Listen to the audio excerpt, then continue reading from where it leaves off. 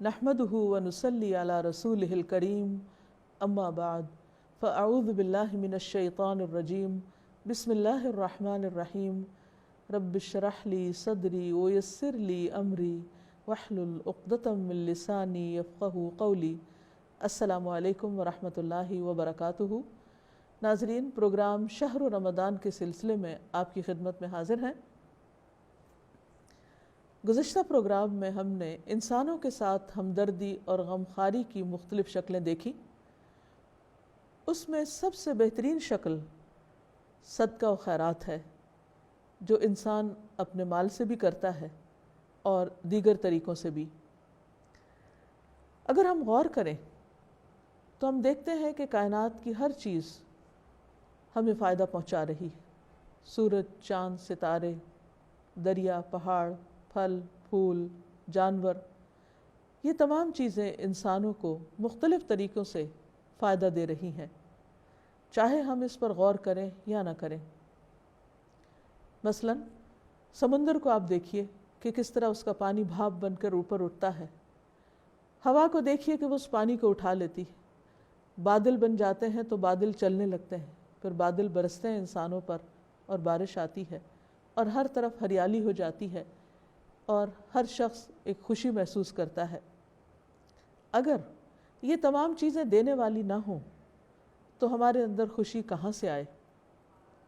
ہمارے لیے بھی لازم ہے کہ ہم اپنے مال میں سے ایک حصہ اللہ کے ضرورت مند بندوں پر ضرور خرچ کریں۔ اور ویسے بھی رمضان المبارک کے مہینے میں صدقہ و خیرات کا اجر کئی گنا بڑھ جاتا ہے۔ قرآن مجید میں آتا ہے وَفِي أَمْوَالِهِمْ حَقٌّ لِلسَّائِلِ وَالْمَحْرُومِ، اور ان کے مالوں میں حق ہے سوالی کا بھی اور محروم کا بھی، یعنی اگر کوئی مانگ لیتا ہے تو اس کو بھی دینا چاہیے، اور اگر کوئی نہیں مانگتا، ضرورت مند ہے لیکن باحیا بھی ہے، سوال نہیں کرتا، تو اس کی ضرورت کا خیال رکھنا بھی ضروری ہے۔ اس کے بارے میں قرآن مجید میں آتا ہے کہ تعرفون بسیماہم، تم ان کے چہروں سے ان کو پہچان لوگے۔ لا یسألون الناس الحافا، ایسے لوگ لوگوں کے پیچھے پڑ کے بھیک نہیں مانگتے۔ تو ان لوگوں کا بھی حق ہے ہمارے مالوں میں، اس لیے جس بھی طرح ممکن ہو دوسروں کے ساتھ خیر و بھلائی کا طریقہ سوچنا چاہیے۔ نبی صلی اللہ علیہ وسلم اس مہینے میں حد سے زیادہ سخاوت کرتے، آپ کی سخاوت کی کوئی انتہا نہ رہتی۔ حضرت عبداللہ بن عباس بیان کرتے ہیں کان النبی صلی اللہ علیہ وسلم اجود الناس بالخیر وکان اجود ما یکون فی رمضان حین یلقاہ جبریل وکان جبریل یلقاہ کل لیلۃ فی رمضان حتی ینسلخ یعرض علیہ النبی صلی اللہ علیہ وسلم القرآن فإذا لقیہ جبریل کان اجود بالخیر من الریح المرسلۃ۔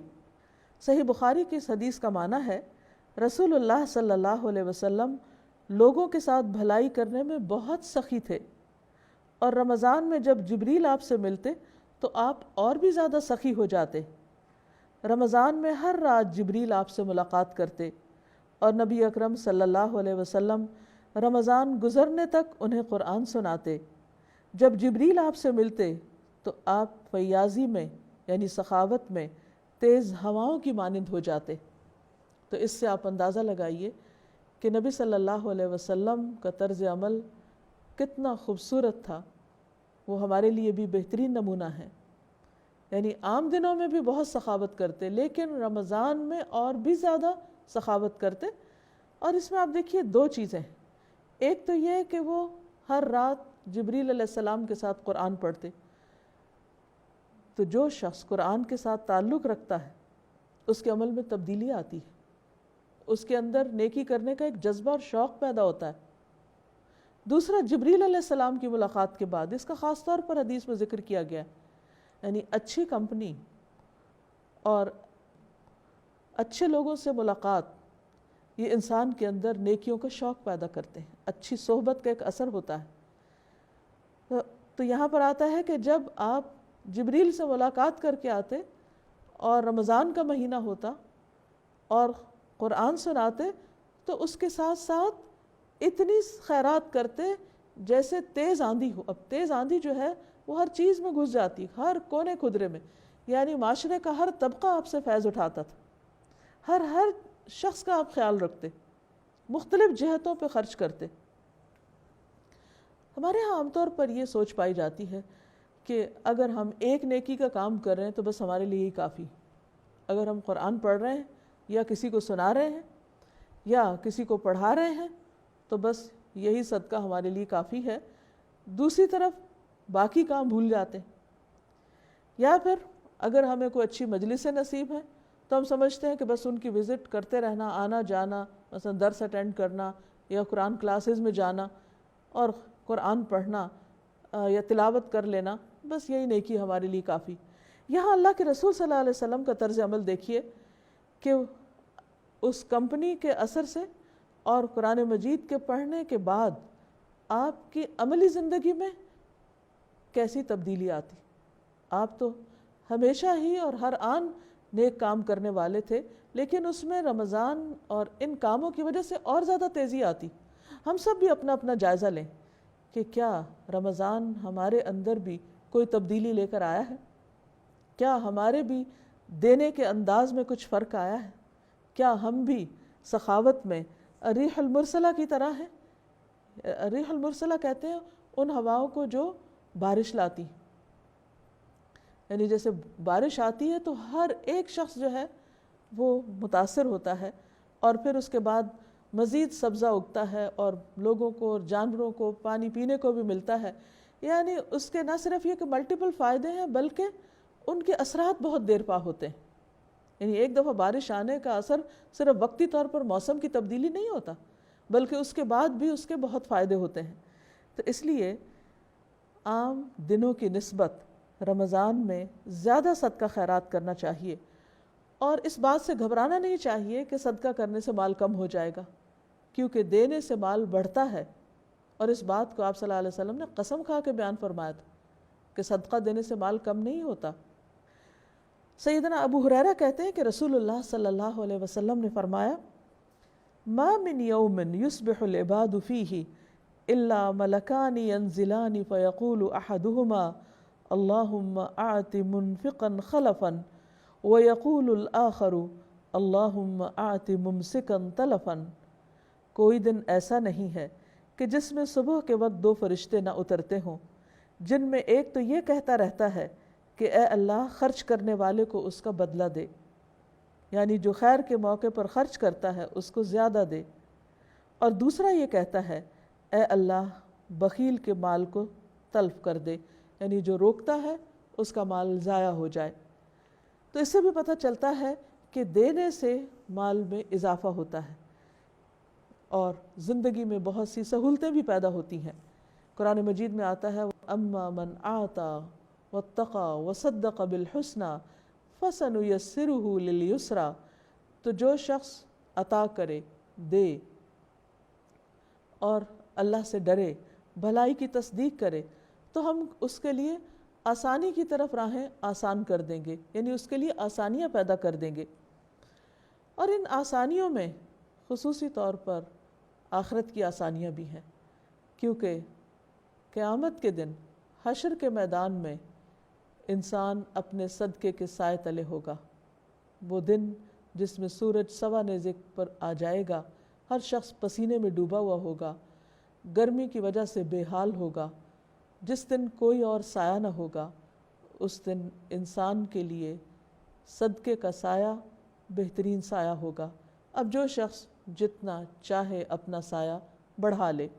صدقہ جہاں انسان کے لیے حشر کے میدان میں سایہ ہوگا، وہاں دنیا میں بھی انسان کی خطاؤں اور گناہوں کو دھونے کا ذریعہ بنتا ہے. حدیث میں آتا ہے الصدقۃ تطفئ الخطیئۃ کما یطفئ الماء النار، کہ صدقہ گناہوں کی آگ کو بجھاتا ہے جس طرح پانی آگ کو بجھاتا ہے. ہر انسان کے دل میں بھی کسی نہ کسی بات پر کوئی نہ کوئی قلق پیدا ہو جاتا ہے. بعض اوقات جلن سی کی کیفیت ہوتی ہے. اسی طرح جب انسان کوئی غلطی کر لیتا ہے تو اس پر پشیمان ہوتا ہے. غلطی اور گناہ کا ایک بوجھ ہوتا ہے جو دل و ضمیر پر پڑ جاتا ہے. ان سب چیزوں سے کس طرح چھٹکارا ہو؟ انسان کون سا ایسا عمل کرے کہ جس سے وہ اس بوجھ سے آزاد ہو جائے؟ تو اس کے لیے صدقہ بہترین عمل ہے. ویسے بھی قرآن مجید کے بالکل شروع میں آغاز میں ہی اللہ سبحانہ وتعالیٰ نے متقین کی جو صفات بیان کی ہیں ان میں سے ایک صفت یہ ہے کہ وَمِمَّا رَزَقْنَاهُمْ يُنْفِقُونَ، کہ جو رزق ہم نے ان کو عطا کیا ہے اس میں سے وہ خرچ کرتے ہیں، جس میں زکوٰۃ بھی ہے، صدقات بھی ہیں، اور کسی بھی طرح انسان کا کسی دوسرے کی مدد کرنا، خواہ وہ مال کے ذریعے ہو یا اچھی گفتگو کے ذریعے، اچھے مشورے کے ذریعے، یا پھر کسی بھٹکے ہوئے کو راستہ دکھانا، یا کسی بہرے کو اونچا بول کے سنانا یا اشاروں سے بات سمجھانا، یا کسی نابینا کو راستہ دکھانا، یا کسی دکھی تکلیف اور مشکل میں مبتلا انسان کی مدد کرنا، اس کے کام کے لیے اس کے ساتھ جانا، یہ تمام چیزیں انسان کے لیے آسانی کا باعث بنتی ہیں. ہم دیکھتے ہیں کہ نبی صلی اللہ علیہ وسلم کے علاوہ صحابہ کرام کے اندر بھی اللہ کے راستے میں دینے کی بہت زبردست عادت تھی. مثلا حضرت عثمان رضی اللہ تعالیٰ عنہ کے بارے میں ہم جانتے ہیں کہ مدینہ میں آنے کے بعد جب مسلمانوں کو پانی کی بہت تکلیف تھی تو انہوں نے ایک کنواں مہنگے داموں خرید کر مسلمانوں کے لیے وقف کر دیا کہ جو بھی چاہے اس میں سے پانی پیے.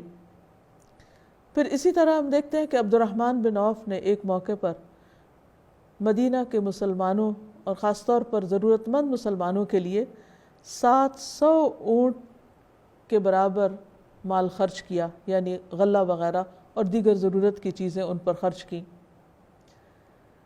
ہوتا یہ تھا کہ جب سامان مدینہ میں آتا تو مدینہ کے تاجر اس کو خرید لیتے اور پھر مہنگے داموں بیچا کرتے تھے. ایک مرتبہ جب قحط پڑا تو عبد الرحمن بن عوف کے جب اونٹ غلے سے لدے ہوئے آئے اور وہ اتنے زیادہ تھے کہ جب وہ مدینہ میں آ رہے تھے تو مدینہ کی زمین ہل رہی تھی. حسب معمول تاجروں نے یہ کہا کہ آپ ہمیں یہ سامان بیچ دیں اور ہم اتنے فیصد آپ کو منافع دیں گے. وہ کہنے لگے کہ نہیں، مجھے اس سے زیادہ ملتا ہے. انہوں نے منافع اور بڑھا دیا، ان کا نہیں، مجھے اس سے بھی زیادہ ملتا ہے. انہوں نے مزید بڑھا دیا، ان کا مجھے اس سے بھی زیادہ ملتا ہے. بالآخر تاجر کہنے لگے کہ ہم اس سے زیادہ آپ کو نہیں دے سکتے. تو اس پر عبد الرحمن بن عوف نے کہا کہ یہ سارا کا سارا غلہ اور یہ سارا سامان اللہ کی راہ میں وقف کرتا ہوں، اللہ کی خاطر اللہ کے بندوں کو دیتا ہوں. اتنا بڑا دل اسی کا ہو سکتا ہے کہ جس کو اللہ کے وعدوں پر یقین ہو اور جس کا یہ ایمان پختہ ہو کہ یہ اللہ کے ساتھ کی ہوئی تجارت کبھی رائے گاہ نہیں جائے گی.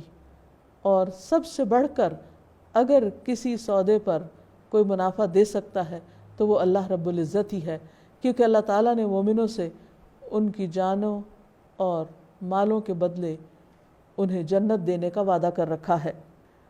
رمضان کے مہینے میں خاص طور پر افطاری کے وقت کھانا کھلانے کا بندوبست کرنا، کسی کا روزہ افطار کرنا بھی ایک بہترین نیکی ہے. ایک حدیث میں ہے کہ رسول اللہ صلی اللہ علیہ وسلم نے فرمایا، من فطر صائما کان له مثل اجرہ غیر انہ لا ينقص من اجر الصائم شیئا. جس نے کسی روزہ دار کا روزہ افطار کرایا اسے بھی اتنا ہی اجر ملے گا جتنا اجر روزہ دار کے لیے ہوگا، اور روزہ دار کے اجر میں کچھ بھی کمی نہ ہوگی. روزہ افطار کرانے کے علاوہ انسان جس بھی شکل میں دوسروں کو فیض پہنچائے گا وہ اس کے لیے اجر و ثواب کا باعث ہوگا. ایک حدیث میں آتا ہے کہ جو شخص 2 چیزیں اللہ کے راستے میں خرچ کرے گا، قیامت کے دن فرشتے اسے جنت کے ہر دروازے سے بلائیں گے کہ ادھر سے آؤ، یعنی اسے عزت اور اکرام بخشیں گے.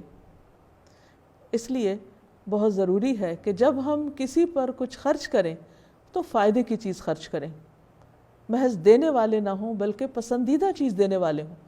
کیونکہ قرآن مجید میں اللہ تعالیٰ فرماتے ہیں لن تنالوا البر حتی تنفقوا مما تحبون. تم نیکی کو پا ہی نہیں سکتے جب تک وہ خرچ نہ کرو جس سے تم محبت رکھتے ہو. حقیقت یہ ہے کہ بندہ مومن اللہ سبحانہ وتعالیٰ سے ہر چیز سے بڑھ کر محبت کرتا ہے، کیونکہ یہ اس کے ایمان کا تقاضا ہے۔ قرآن مجید میں آتا ہے والذین آمنوا اشد حبا للہ، وہ لوگ جو ایمان لائے اللہ کی محبت میں سب سے زیادہ شدید ہوتے ہیں۔